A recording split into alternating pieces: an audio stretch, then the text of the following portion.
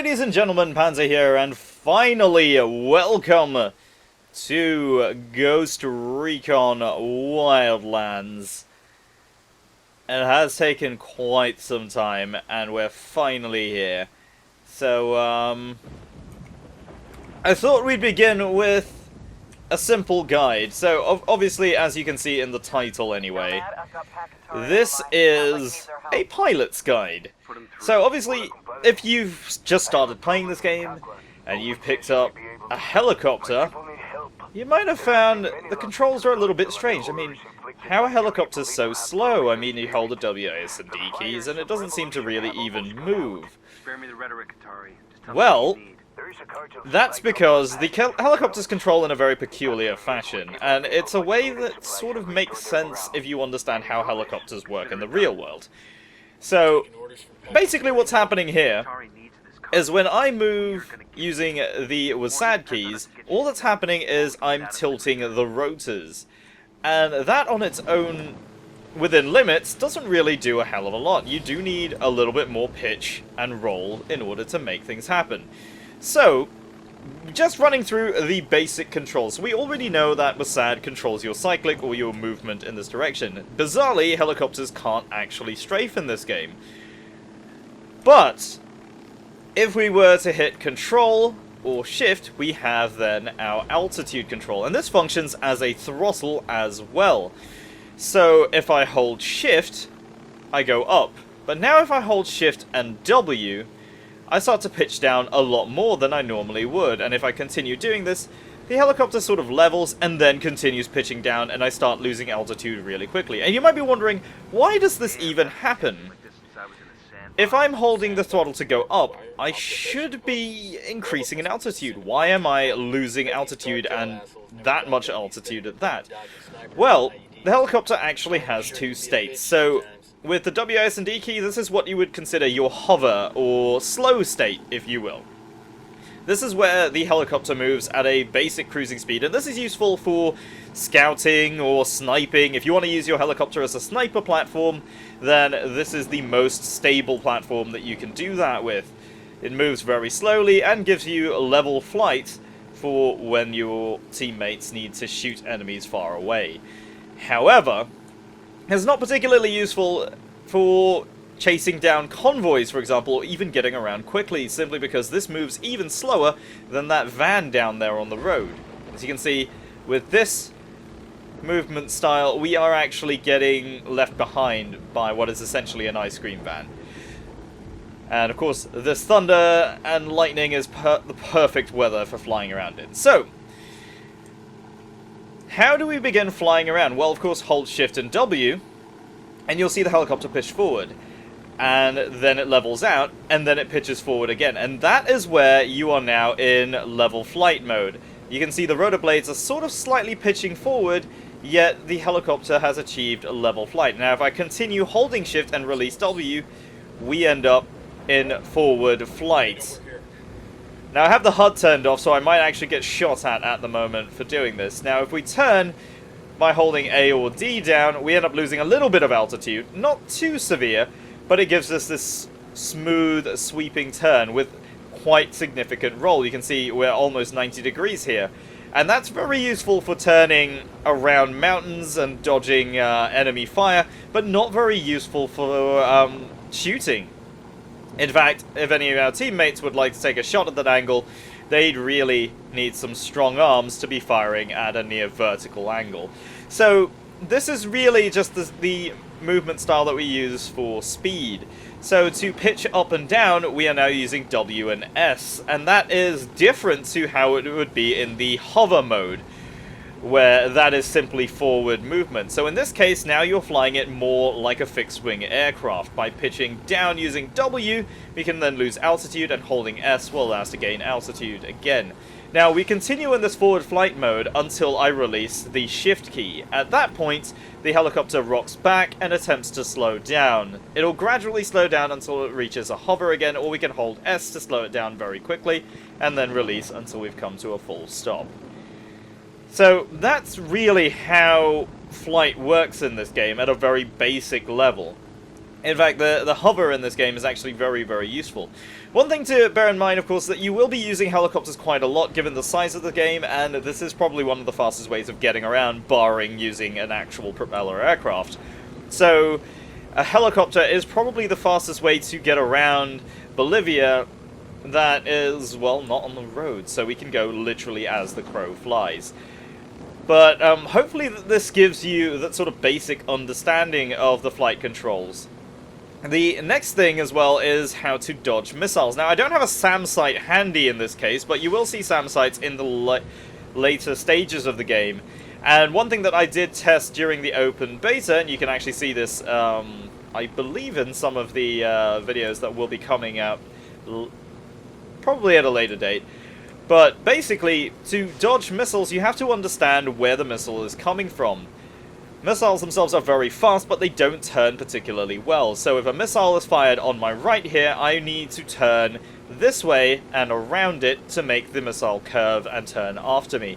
At no point do you want to hold down, or rather release the shift key, because then you will lose speed, and that will pretty much guarantee you getting hit.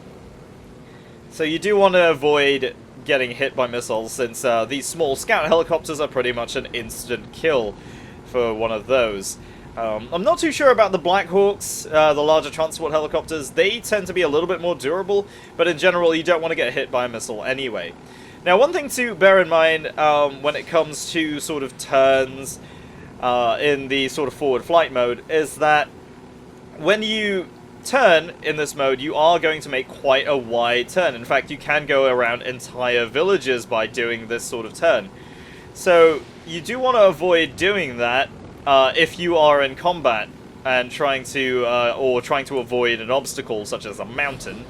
You might actually want to try turning slightly sharper. So if you don't want to lose speed, you can hold down the direction key and then hold down S to make a slightly sharper turn.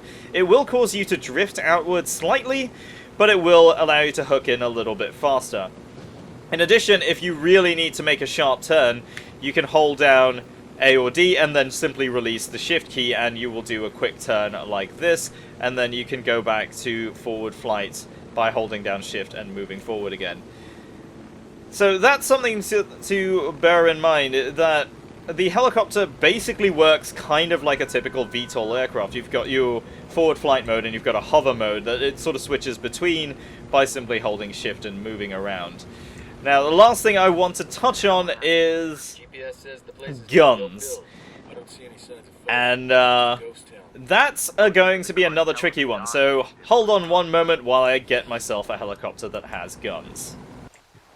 Alright, here we go. We've got ourselves a scout helicopter with miniguns. I'm borrowing this. I didn't have to kill anybody for it.